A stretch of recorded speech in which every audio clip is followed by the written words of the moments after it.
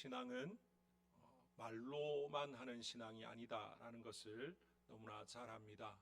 다르게 이야기하면 우리의 신앙의 삶은 말 따로 행동 따로가 아니라 말과 행동이 일치되어야 된다. 언행일치의 삶을 말하고 있습니다. 대표적으로 오늘 본문에 나오는 여호와께로 돌아가자라는 외침이 말 그대로 그냥 말뿐인 외침이라면 이것은 아무런 의미가 없다라는 것이죠. 우리의 실제 삶으로 이어져야만 이 외침이 효력이 있는 것이고 또 의미가 있다라는 거죠. 그런데 실제 삶은 하나님께로 돌아가지 않으면서 말로만 여호와께로 돌아가자, 이것은 어떻게 보면 거짓 고백이다, 그렇게 말할 수가 있을 것입니다. 오늘 호세아서 6장은 하나님께로 돌아가자는 이 이스라엘의 고백과 또 그 고백과는 전혀 다른 삶을 살아가는 백성들의 모습을 우리에게 보여주고 있습니다. 하나님은 오늘 이 자리에서 우리 남전도 회원들과 우리 모든 성도들에게 물으시고 있습니다. 무엇을 물으십니까? 너희의 고백이 진정 신실한 그런 삶으로 동반되어지고 있느냐라는 거죠. 다시 말하면 우리가 하나님 앞에 결단하면서 때로는 선언하기도 하고 때로는 기도 가운데 또 다짐하기도 하고 또 했던 모든 것들이 우리의 삶으로 이어지고 있는가라는 것이죠.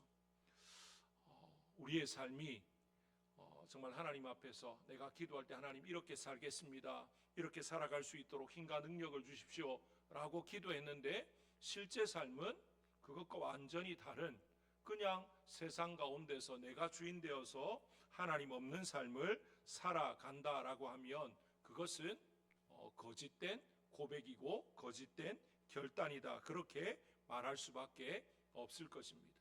우리가 하나님 앞에 눈물로 회개하지만 그 회개가 진실한 정말로 참된 회개가 되려면 어떻게 해야 됩니까? 그 눈물과 말로서 그치는 것이 아니라 실제 삶에서 돌이켜야 되는 거죠. 내가 그렇게 하지 않겠습니다 했다면 실제로 그렇게 하지 않기 위해서 몸부림을 쳐야 되는 것이죠. 그래야만 그 회개가 진정한 회개가 된다라는 것입니다. 진실한 회개 그리고 신실한 순종으로, 그래서 하나님을 아는 자로 또 하나님께 날마다 나아가는 자로 살아가시는 우리 모든 성도님들, 특별히 우리 남전도 회원들 되시기를 주님의 이름으로 축복합니다. 먼저 우리가 함께 살펴보기 원하는 것은요, 이스라엘 백성들의 외침이 무엇이었는가라는 것이죠. 그리고 그들이 왜 그렇게 외치는가라는 것입니다. 1절 말씀을 같이 한번 읽어보겠습니다. 1절 다 같이 읽습니다. 시작. 오라 우리가 여호와께로 돌아가자. 여호와께서 우리를 찢으셨으나 도로 낫게 하실 것이요 우리를 치셨으나 싸매어 주실 것임이라. 아멘. 지금 이 말을 누가 하고 있는지 정확하게 알 수는 없습니다. 이스라엘 백성 대표인 누군가가 외치면서 호소하는 소리다, 그렇게 볼 수가 있는데요, 때로는 어떤 대표가 백성들 앞에서 어떤 메시지를 전하는 예배의 현장이었을 수도 있다, 그렇게 짐작할 수가 있습니다. 그가 전하는 메시지는 무엇입니까? 하나님께로 돌아가자라는 내용입니다. 조금 다르게 표현하면 우리가 회개하고 정말 하나님께로 돌이키자, 우리가 가던 그 모든 죄악된 길에서 돌이켜서 하나님께로 우리의 마음을, 우리의 삶을 다시 돌이켜 하나님께로 나아가자, 그렇게 지금 말하는 것이죠. 그들이 이전의 삶이 어떠했다는 것입니까? 하나님과 무관한 또는 하나님을 마음 아프게 하는 죄악된 삶의 자리였다라는 것을 인정하는 것 아니겠습니까? 그러니까 거기에서 이제 떠나서 하나님께로 돌아가고 회개하고 우리의 삶을 이제 뉘우치자라고 하는 그런 의미로 받을 수가 있습니다. 호세아 시대를 보시면요, 이스라엘 백성들이 지은 범죄의 뿌리가 얼마나 심각했는지를 우리에게 보여줍니다. 하나님을 버리고 떠나간 그들의 모습을 우리에게 보여주고 있습니다. 하나님을 버렸으니까 어떻게 되겠습니까? 하나님의 말씀인 율법을 따르지 않는 것은 너무나 당연하죠. 그리고 그렇게 되다 보니까 그들이 어떻게 합니까? 하나님 아닌 우상을 그냥 섬기게 되어지는 것입니다. 여기에서 하나님을 버렸다라는 것은요, 단순히 뭔가 하나를 그냥 내 삶에서 제하여 버리는 그 정도의 의미가 아닙니다.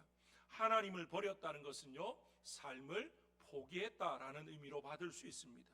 영생과 소망을 포기했다라는 의미이기 때문에 하나님을 버렸다는 것은 전부를 버린 것과 똑같은 것이죠. 3절에 보시면 그러므로 우리가 여호와를 알자, 힘써 여호와를 알자, 그렇게 지금 말하고 있습니다. 이스라엘은 하나님을 알기를 스스로 촉구합니다. 그런데 여기서 알자라고 할 때 이 안다는 의미는 무엇입니까? 지식적으로 아는 걸 말하는 것이 아니라 인격적인 알을 원합니다. 하나님을 경험적으로, 남편이 아내를, 아내가 남편을 알 때 그냥 저 사람이 이름이 뭐고 또 저 사람 나이가 어떻고 이걸 안다고 아는 것이다 말하지 않지 않습니까? 정말로 부부가 한 몸이 되어지고 한 사람이 되어지는 그런 과정을 통해서 참된 알미 있는 것처럼 우리가 하나님을 안다라고 할 때도 그런 의미로 받아들이는 것입니다. 하나님을 경험해서 아는 것, 그리고 언약의 하나님을 바로 아는 것, 그것을 안다라는 말에 담고 있는 것이죠. 지금껏 이스라엘은, 그들의 조상은 이제까지 어떻게 살아왔습니까? 하나님을 알지만, 지식적으로는 알았지만 경험적으로, 인격적으로 그들이 신실한 하나님을 제대로 알지 못했습니다. 하나님이 얼마나 언약에 신실하시고 은혜가 얼마나 크고 놀라운지 그들은 알지 못했다라는 거죠. 여호수아와 그 시대의 장로들이 하나님의 부름을 받고 난 이후에 이스라엘 백성들, 그 다음 세대는 어떻게 합니까? 하나님을 알지 못했다라고 말하고 있습니다. 하나님과 무관한 삶을 살았습니다. 그들의 삶에 더 이상 하나님은 자리하지 않는, 모든 삶의 초점이 하나님을 중심으로 이루어져야 되는 하나님의 백성임에도 불구하고 하나님은 그들의 삶의 중심에 있지 않습니다. 변방 어딘가에 정말로 찾고 또 찾아야 겨우 찾아지는 정도, 그 정도 위치에 하나님은 있었는지 모르겠습니다. 그렇게 살아가다 보니까 어떻게 됩니까? 그들은 하나님이 아닌 엉뚱한 것을 그냥 쫓아가는 것입니다. 지금 그들에게 가장 필요한 것이 무엇입니까? 하나님을 제대로 아는 것입니다. 하나님을 말씀을 통해서 그 하나님이 어떤 분인지, 그 하나님의 신실하심을, 그 하나님의 언약을, 그리고 이제까지 하나님이 그들 조상 때부터 여기까지 어떻게 우리를 사랑하고 인도하셨는지를 제대로 아는 것, 그래서 지금 그들의 삶 가운데 역사하신 하나님을 발견하는 것이 중요하다라는 것입니다. 그렇기 때문에 지금 이스라엘 백성들이 뭐라고 외칩니까? 여호와께로 돌아가자라고 말합니다. 여호와께로 돌아가야 되는 이유가 어디에 있습니까? 1절 하반부부터 2절에 보시면 여호와께서 우리를 찢으셨으나 도로 낫게 하실 것이요 우리를 치셨으나 싸매어 주실 것임이라. 여호와께서 이틀 후에 우리를 살리시며 셋째 날에 우리를 일으키시리니 우리가 그의 앞에서 살리라, 그렇게 말합니다. 그 이유는 무엇이라고 이야기합니까? 하나님께 돌아가야 치유와 고침과 생명의 회복이 있기 때문에 돌아가야 된다, 그렇게 지금 말하고 있습니다. 북이스라엘은 자신들의 죄 때문에 하나님의 징계를 받았고 그 결과로 지금 어떻게 되어 있습니까? 만신창이가 되어 있습니다. 하지만 하나님은 결코 그들을 완전히 찢고쳐서 멸망시키는 분이 아니시다라는 사실을 우리가 알아야 되는 거죠. 오히려 그들을 낫게 하시고 살게 하시는 분이 하나님이십니다. 만신창이가 된 이스라엘 백성들이 회복되는 길은 오직 하나님께로 돌아가는 것밖에 없다라는 것이죠. 오늘 우리에게도, 우리의 삶의 현장에도 어렵고 힘든 문제가 얼마든지 찾아올 수 있습니다. 그런 문제 앞에 우리가 서게 될 수도 있습니다. 우리의 사회를 보시면 공의와 정의가 상실되어지는 것 같고 법과 원칙이 무너지는 그런 모습들이 우리 주변에 얼마든지 일어나고 있지 않습니까? 왜 이런 지경에 이르게 되었는가? 흔히들 신불신을 막론하고 세상이 타락하고 사람이 악해서 그렇다, 그렇게 말합니다. 틀리지 않은 말일 수 있습니다. 하지만 바꿔 생각해 보면요, 세상은 늘 악했습니다. 사람들은 늘 악을 더 사랑했습니다. 선을 추구하는 것처럼 보여지지만 그 선이 사람에게는 없습니다. 하나님께 나아갈 때 우리가 선을 이룰 수 있는 것이지 우리가 아무리 모여서 어떤 단체를 만들고 우리가 으쌰으쌰 한다고 해서 선을 우리가 만들어내고 선을 도모할 수는 없습니다. 세상은 사람은 늘 악했고 그 악은 점점 더 커져가고 이 땅 가운데 관영해 간다라고 성경은 우리에게 가르쳐 줍니다. 그러면 무엇이 문제입니까? 시대가 악하고 세상이 악하고 사람이 악하니까 법과 원칙이 무너지고 우리 땅의 공의와 정의가 사라지고 있다, 그렇게 말하고 말겠습니까? 성경은 우리에게 다른 것을 지적하고 있습니다. 하나님의 백성인 성도들이, 그리고 그 성도들이 모여있는 교회가 세상 가운데서 빛으로 소금으로 세워지지 못하니까, 그러니까 세상이 이렇게 되어졌다라고 말하는 거죠. 모든 초점이 어디에 맞추어져 있습니까? 하나님의 백성에게 맞추어져 있습니다. 하나님은 세상이 악하다, 그걸 말하기 이전에 그 악한 세상 가운데 하나님이 부르신 자들, 하나님이 택하신 자들이 어떻게 살아가야 될지에 대해서 말씀하셨고, 그들이 그렇게 살아가는지 살아가지 않는지를 주목해서 보신다라는 것입니다. 만약에 그냥 세상이 악한 걸로만 따지면 그냥 하나님은 세상을 멸망시켜버리면 되는 거죠. 그런데 멸망시키지 않고 또 유보하시고 또 기다려주시고 참으시는 이유가 뭡니까? 그 가운데 하나님의 백성이 있고 그 백성들이 하나님의 뜻을 이루며 살아가려고 몸부림치고 있기 때문에 하나님이 조금 더 기다리시고 참으신다라는 것입니다. 그런데 하나님께서 그런 상황 가운데서도 더 이상 참지 못하고 심판하신 때가 있지 않습니까? 노아 때에 어떻게 하나님이 심판하십니까? 노아 때의 상황을 성경이 뭐라고 이야기하냐면 그때의 죄가 그 땅 가운데 넘쳐났다고 이야기합니다. 정말로 노아와 노아의 가족들 외에는 그 어디에서도 하나님의 백성다운, 정말로 하나님이 기뻐하시는 그런 모습을 찾아볼 수 없는 그런 지경에 이르니까 하나님이 어떻게 하십니까? 다시 시작하기 위해서 온 세상을 심판하십니다. 하나님의 그 마음이 어떠하셨겠습니까? 야, 이제 새롭게 시작할 수 있어, 너무 좋아서 기뻐서 그렇게 하셨겠습니까? 아니요. 정말로 하나님이 가슴을 찢으면서 눈물을 머금고 어쩔 수 없는 선택을 하신 것 아니겠습니까? 왜 그렇습니까? 눈을 닦고 찾아봐도 세상 가운데 하나님이 만족할 만한 그런 의인의 모습이 없기 때문에 그러하셨던 거죠. 그 모습을 보여주는 한 단면이 어디에 나옵니까? 창세기에 보시면 이제 하나님이 소돔과 고모라를 심판하러 가실 때 아브라함을 만납니다. 아브라함을 만나서 대접을 받고는 아브라함에게 이제 뭐하러 왔는지 계획을 말씀하시죠. 그때 아브라함이 그 하나님의 사자에게 애원하지 않습니까? 소돔과 고모라를 멸망하는 것 죄 때문이라니까 어쩔 수 없지만 하나님, 그런데 그곳 가운데 의인 50이 있다면 그래도 멸망시킬 겁니까? 뭐라고 이야기합니까? 50명 있으면 내가 멸망시키지 않고 참을 거다. 그런데 아브라함이 암만 생각해봐도 그곳에 50명의 의인 없을 것 같습니다. 그래서 40명, 30명 내려가다가 이제 의인 10명까지 내려갑니다.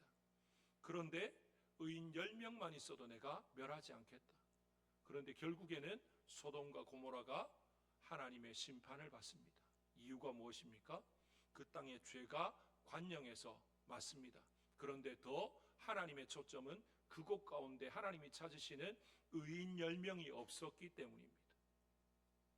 지금 이스라엘 백성들이 그렇게 범죄하고 타락하고 하나님의 징계를 받고 만신창이가 되어진 이유는 무엇입니까? 그들이 하나님의 백성으로 하나님의 자녀로 제대로 살지 못했기 때문에 그렇다라는 것입니다. 그 해결 방법이 무엇이냐? 바로 그 모든 것들을 청산하고 여호와께로 돌아가는 것. 이것은 지식이 아니라 어떤 형식이나 예식이 아니라 진심으로 하나님을 알고 하나님을 찾고 하나님을 의지하는 올바른 믿음의 삶으로 돌아가는 것을 말하는 것입니다. 오늘날 이 땅 가운데 우리가 아무리 하나님의 영광을 또 복음을 이야기해도 세상이 귀를 기울이지 않는 이유가 무엇입니까? 우리의 삶이 그들과 다르지 않기 때문입니다. 그들이 볼 때에 우리와 그들이 다른 것이 그냥 주일날 교회 가는 것 외에는 일상의 삶에서 전혀 다른 점을 발견하지 못하니까, 그들이 사람 욕할 때 예수 믿는다는 사람들도 똑같이 욕하고, 그들이 거짓말할 때 예수 믿는 사람들도 똑같이 거짓말하고, 그들이 죄 지을 때 예수 믿는다는 사람들도 똑같이 죄 지으니까, 다른 걸 못 느끼니까 교회가 세상 가운데서 빛되고 소금된 역할을 제대로 감당하지 못하니까 세상 사람이나 하나님의 백성이나 다를 바 없는 그런 삶을 살아가니까 이 땅이 이런 지경에 이르고 말았다라는 것입니다. 모든 책임을 세상으로 또 믿지 않는 사람들에게로 전가하고 그들 때문이야 그렇게 말하면 안 된다라는 것입니다. 우리 자신을 돌아보아야 됩니다. 우리가 정말로 하나님 앞에서 바로 서 있는지 돌아보아야 됩니다. 정말 하나님께서 왜 이런 지경에까지 이르게 하고 왜 이런 아픔을, 이런 시대의 여러 가지 상황들을 우리로 직면하게 하시는가? 그 이유가 무엇인가? 왜 우리 시대에 이렇게 하셨는가? 우리가 생각할 때 우리 자신들을 돌아보고 우리 교회를 돌아보고 정말 우리가 말씀 위에 바로 서 있는지 돌아보는 것이 필요하다라는 것입니다. 정말로 하나님께서 지금 여호와께로 돌아가자라고 말하면서 그렇게 부르짖는 그들을 향해서 뭐라고 응답하시는가? 오늘 말씀 7절에서 10절에 보시면 이렇게 말합니다. 그들은 아담처럼 언약을 어기고 거기에서 나를 반역하였느니라. 길르앗은 악을 행하는 자의 고울이라 피 발자국으로 가득 찼도다. 강도 때가 사람을 기다림같이 제사장의 무리가 세겜길에서 살인하니 그들이 사악을 행하였느니라. 내가 이스라엘 집에서 가증한 일을 보았나니 거기서 에브라임은 음행하였고 이스라엘은 더럽혀졌느니라. 하나님께 회개를 외치는 이스라엘 백성들이 그들의 실상의 삶은 어떻다고 이야기합니까? 그 말과 완전 반대되는 삶을 살아가고 있다. 지금 하나님이 그걸 지적하고 있습니다. 말로는 하나님께 돌아가자, 우리가 하나님께 돌아가면 하나님이 우리를 싸매어 주실 것이다, 고쳐 주실 것이다, 살려 주실 거다 말하면서 그들의 삶은 전혀 하나님이 기뻐하지 않는 삶을 계속 행하고 있는 것이죠. 그러니까 하나님께서 뭘 지적합니까? 너희의 모습을 보라는 겁니다. 너희가 지금 말로는 여호와께 돌아가자 그러면서 음행을 하고 있고 정말로 더럽고 추한 모습 그대로 있으면서 뭘 하나님께 돌아가면 하나님이 싸매어 줄 거다, 치료할 거다, 뭘 그러고 있느냐라는 것입니다. 그들은 어떻게 살아갑니까? 다른 사람의 것을 빼앗습니다. 나보다 약한 자를 학대합니다. 죽이는 일을 서슴지 않고 행하고 있습니다. 영적으로 타락했고 음행한 모습이 그대로 남아 있습니다. 이렇게 살아가면서 입만 살아서 여호와께 돌아가자, 그러면 살려주실 것이다, 그러고 있으니까 그게 뭐라는 겁니까? 위선이고 가식이고 하나님이 보실 때 너무 가증스럽다라는 것입니다. 이런 모습이 단순히 북이스라엘만의 모습이 아니라 남유다도 다르지 않다라고 지적하고 있습니다. 11절에 보시면 또한 유다여 내가 내 백성의 사로잡힘을 돌이킬 때에 내게도 추수할 일을 정하였느니라 그렇게 말합니다. 북이스라엘이 죄악으로 인해 하나님께 징계받아서 멸망당하는 것을 보고 있는 유다 또한 어떻다는 겁니까? 다르지 않다는 겁니다. 정말 지혜로운 사람은 어떤 사람이냐면요, 다른 사람이 어떤 어려움에 처하는 걸 보면 저렇게 하면 저런 어려움에 처할 수 있구나, 나는 저렇게 하지 말아야지, 그러고 자신의 생각과 모든 것들을 바꾸어서 그 길로 가지 않는 사람이 지혜로운 사람인데, 지금 유다의 모습은 어떻습니까? 북이스라엘이 왜 망하는지 정확하게 보고 있으면서 그들도 그 길을 그대로 가고 있습니다. 그러면서 어떻게 생각합니까? 북이스라엘과 우리는 다르다라고 생각합니다.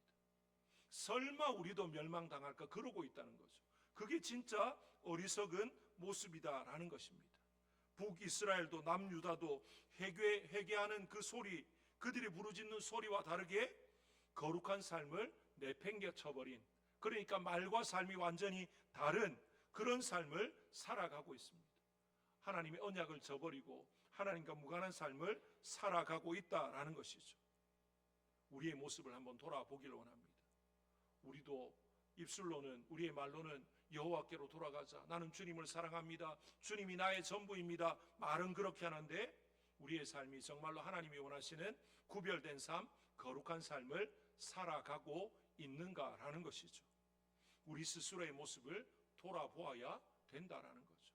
말뿐인 외침, 말뿐인 회개는 중요하지 않습니다. 최소한의 몸부림치는 모습이 있어야 되는 것이죠. 정말 하나님 앞에서 또 반복되어지는 죄악을 범하지 않기 위해서 정말로 힘쓰고 애쓰는 그런 모습이 있어야 된다라는 것입니다. 시대가 이러니 어쩔 수 없고, 이 세상이 악하니 어쩔 수 없고, 뭐 그냥 시대 탓하고 환경 탓하고 뭐 여러 가지 상황 탓하면서 어쩔 수 없다고 변명만 늘어놓는 것, 하나님이 원하시는 것이 아니다라는 것입니다. 하나님께로 돌아가자라는 외침은 죄를 단절하고 거룩한 삶을 위해서 하나님의 말씀을 전적으로 붙들고 따르겠다는 결단과 동시에 그런 삶이 뒷받침되어야 된다라는 것을 말하는 것입니다. 이제 이런 기도와 다른 삶을 살아가는 이스라엘 향해서 하나님이 뭐라고 지금 말씀하시냐면요, 그들의 심각한 문제를 지적하시기를 이렇게 말합니다. 4절에 에브라임아 내가 내게 어떻게 하랴, 유다야 내가 내게 어떻게 하랴, 너희의 인애가 아침 구름이나 쉬어 없어지는 이슬 같다. 그렇게 지금 말합니다. 하나님이 뭐라고 이야기하냐면요, 북이스라엘이나 남유다나 그들의 인애가 아침 구름이나 쉬어 없어지는 이슬 같다. 그렇게 지금 지적을 하고 있습니다. 그들의 인애가 정말 계속 변함이 없이 지속되어야 되는데 그러지 못하다라는 것입니다. 여기에서 인애라고 하는 말이 나오는데 이 말이 히브리어로 우리가 잘 아는 헤세드라고 하는 말입니다. 룻기에 나오는 이제 그 룻을 향한 보아스의 그 어떤 마음, 사랑, 이런 모든 것들을 헤세드, 인애라는 말로 이제 해석을 하는데요. 이것은 하나님의 어떤 고유한 속성을 의미합니다. 하나님이 우리를 향해서 인애를 베푸시는데 변함이 없습니다. 하나님은 늘 한결 같으십니다. 그래서 하나님의 백성인 이스라엘에게도 하나님은 인애를 요구하시는데 이스라엘 백성들의 인애는 어떻다고 이야기합니까? 잠깐뿐이다라는 것입니다. 쉬어 없어지는 아침의 이슬 같고 있다가 사라지는 그런 구름 안개 같은 그런 인애다라고 이야기합니다. 하나님이 원하시는 인애는 그런 인애가 아닌 거죠. 하나님이 한결 같으신 것처럼, 하나님이 변함이 없으신 것처럼 그들도 그런 변함없는 사랑을 하나님을 향해서 그러해야 되고 이웃을 향해서 그러해야 된다라는 것이죠. 그런데 그들에게는 그런 모습이 없다라는 것입니다. 심지어 그들은 어떻게 합니까? 5절에 그러므로 내가 선지자들로 그들을 치고 내 입의 말로 그들을 죽였노니 내 심판은 빛처럼 나오느니라. 그렇게 말합니다.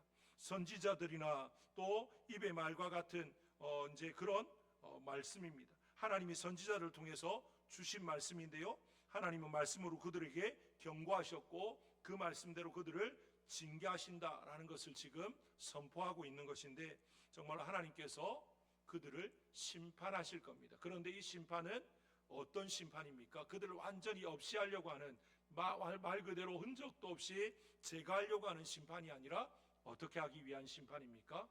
다시 회복시키시고 치료하시고 세우시기 위한 그런 심판이다라는 것입니다. 하나님이 심판하시는 것은 어떻게 보면 최후의 수단입니다. 그 전에 하나님이 선지자를 보내시고 하나님의 사람들을 보내셔서 계속해서 돌이키실 것을 이제 그들에게 기회를 주시는 거죠. 그 기회를 다 놓쳐버리면 결국에는 어떻게 됩니까? 심판을 받을 수밖에 없다라는 것입니다. 어떻게 보면 이 시대를 바라보는 우리의 마음 가운데 두려움이 있기를 원합니다. 왜 하필이면 우리 시대에 이런 일이 벌어졌을까? 앞선 시대를 원망하고 불평하고 그때 잘못했으니까? 아니요.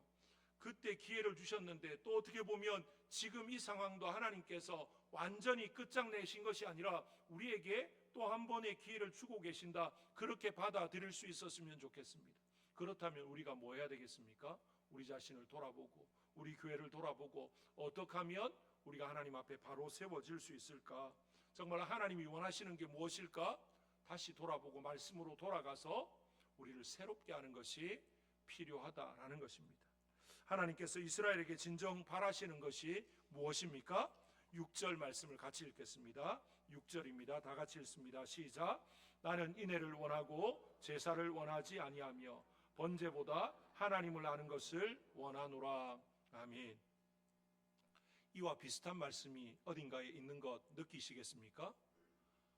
하나님께서 옛적에 사울 왕에게 아말렉과의 전쟁 때 어떻게 하라고 명령하셨습니까? 다 진멸하라 그랬습니다. 그런데 사울이 다 진멸하지 않고 아말렉의 왕도 살려오고 거기에서 기름지고 괜찮은 것들은 다 살려서 돌아왔습니다. 사무엘 선지자를 보내시지 않습니까? 사무엘 선지자가 사울 왕에게 말합니다. 내 귀에 들리는 이 소와 짐승의 소리는 무엇입니까? 사울이 이런저런 변명을 합니다. 그때 사무엘 선지자를 통해서 하나님이 뭐라고 이야기합니까? 순종이 제사보다 낫고 듣는 것이 순양의 기름보다 낫다. 그렇게 말씀을 하시죠. 오늘 말씀에서처럼 나는 인애를 원하고 제사를 원하지 아니하며 번제보다 하나님을 아는 것을 원한다. 표현은 다른 것 같지만 똑같은 말씀을 하고 있습니다. 하나님을 안다고 하면서 하나님이 어떤 분인지 제대로 알지 못해서 인애하신 하나님 앞에 인애가 없는 삶을 살아간다? 그럴 수 없는 거죠. 그들의 삶 가운데 제사와 형식은 남아 있었는지 모릅니다. 하지만 하나님은 그들의 제사를 뭐라고 이야기합니까? 역겹다라고 이야기합니다. 가증스럽다고 이야기합니다. 나는 너희의 기름에 지금 더 이상 나는 몸서리 쳐진다라고 하나님은 그렇게 말씀하십니다. 그런데 그들은 뭐라고 이야기합니까? 우리는 절기를 지키고 있고 번제를 드리고 우리는 이런 것 저런 것 다 하고 있는데요 라고 말을 하는 거죠. 하나님이 원하시는 것은 삶이 무시되어진 형식만 있는 예배, 하나님은 기뻐하지 않는다라는 거죠. 우리가 매주일 나와서 예배합니다. 하나님이 기뻐 받으시는 예배가 되려고 하면요, 이 예배를 위해서 일주일 동안 우리의 삶의 현장에서 하나님의 백성답게 살려고 몸부림치는 삶의 흔적이 있어야 하나님이 우리의 예배를 기쁘게 받으신다는 거죠. 세상 가운데서 전혀 하나님의 백성답지 않은, 하나님의 자녀답지 않은 그런 삶으로 한 주간 내도록 그렇게 하다가 그냥 주일날 와서 천부여 의지없어서 손들고 옵니다. 그런다고 해서 하나님이 그 예배를 기쁘게 받으시느냐? 그렇지 않다라는 거죠. 우리는 부족합니다. 연약합니다. 죄를 지을 수밖에 없습니다. 실수투성입니다. 그런데 몸부림도 치지 않고 그냥 시대가 그러니 또 상황이 그러니 어쩔 수 없다고 그러면서 나와서 손들고 회개합니다. 하나님은 그걸 기뻐하지 않는다라는 겁니다. 어쩔 수 없이 죄 지을 수도 있습니다. 넘어질 수도 있습니다. 더럽혀질 수도 있습니다. 그런데 하나님 앞에 애통하는 마음이 있어야 되는 거죠. 내가 왜 이렇게 살았을까? 정말로 하나님 앞에서 내 자신을 돌아보면서 더 그렇게 살지 않으려고 몸부림치다가 또 넘어져도 또 몸부림치고 또 그런 모습들이 있어야 되는데 어느 순간인가 우리가 어떻게 살아갑니까? 지난 주일 오전에 살펴본 것처럼 나면서부터 안진뱅이 된 그 사람처럼 그냥 이게 당연한 줄 알고 이게 정상인 줄 알고 살아가면서 그래도 내가 주일날 나와서 예배하고 있으니 이 정도면 된 거 아닌가 그렇게 생각하고 있다면 큰 오산이다라는 거죠. 무슨 하나님이 우리에게 구걸하시는 분입니까? 우리가 예배하지 않으면, 우리가 하나님께 영광 돌리지 않으면 하나님의 영광이 깎입니까? 하나님은 그런 분이 아닙니다. 성경은 뭐라고 이야기합니까? 하나님은 스스로 영화로우신 분입니다. 우리가 영광 돌리지 않아도 충분히 영광스러운 분이십니다. 우리에게 하나님께 영광 돌릴 수 있는 특권을 주셨는데 우리는 그걸 특권으로 생각하지 않고 그걸 그냥 남용하고 있습니다. 무슨 그게 뭐라고 생각합니까? 그냥 우리가 흔히 하는 세상 말로 내가 갑이고 하나님이 을인 것처럼 생각하고 내가 하나님 앞에 예배 드려주는 것만으로도 하나님 고마워해야 되는 것처럼 그렇게 생각하고 살아가지는 않는가라는 것입니다. 하나님은요, 우리 주님이 말씀하신 것처럼 우리 아무도 없어도 저 밖에 나가면 돌이나 풀이나 이런 걸 통해서도 하나님은 얼마든지 하나님을 찬송하게 하실 수 있는 분입니다. 하나님께 영광 돌리게 하실 수 있는 분이 우리 하나님이십니다. 그런데 우리에게 기회를 주고 계십니다. 어떻게 해야 되겠습니까? 말로만 여호와께로 돌아가자, 힘써 여호와를 알자 그러고 있을 게 아니라 실제로 정말로 하나님 앞에서 우리의 죄를 회개하고 뉘우치고 몸부림치고 정말 우리의 가슴을 찢고 하나님 앞에서 하나님 좀 제대로 살아갈 수 있게 해달라고 그렇게 죄를 지으면 그 죄 때문에 또 애통해하고 또 하나님 앞에서 살려달라고 애원하고 부르짖고 그런 모습들 가운데 점점 죄와 멀어지고 점점 하나님이 원하시는 삶으로 한 걸음 한 걸음 나아가는 그런 우리의 모습이 되어질 때 하나님이 어떻게 하십니까? 우리의 예배를 기뻐하시는 거죠. 너희의 예배는 껍데기 예배가 아니라 정말로 내용이 있는 예배구나, 내가 기뻐하는 예배구나, 하나님이 그렇게 인정해 주신다라는 것입니다. 이것은 사람이 많아야 된다, 그것도 아닙니다. 한 사람이 하나님 앞에 올바로 서도 하나님은 그 한 사람을 통해서 세상을 변화시킬 줄로 믿습니다. 그 한 사람이 바로 저와 여러분 되시기를 주님의 이름으로 축복합니다. 그 한 사람이 우리 남전도 회원들 되시기를 주님의 이름으로 축복합니다. 이 시대가 찾는 사람, 이 시대를 변화시킬 사람은요, 뭔가 거창하고 뭔가 말 잘하고 뭔가 힘이 있어 보이는 그런 사람이 아니라 하나님 앞에서 한없이 작아도 하나님의 위대하심을 인정하고 그 하나님 앞에서 그 말씀 붙들고 순종하면서 정말로 하나님 뜻대로 살아가려고 몸부림치는 그 한 사람, 그 한 사람을 하나님은 찾으시고 그 한 사람을 통해서 세상을 변화시키시고 하나님의 영광을 선포하게 하시는 줄로 믿습니다. 바로 그 한 사람이 저와 여러분 되시고 우리 교회가 되시고 우리 남전도 회원들이 될 수 있기를 다시 한 번 더 주님의 이름으로 축복합니다. 우리 시간 합시다.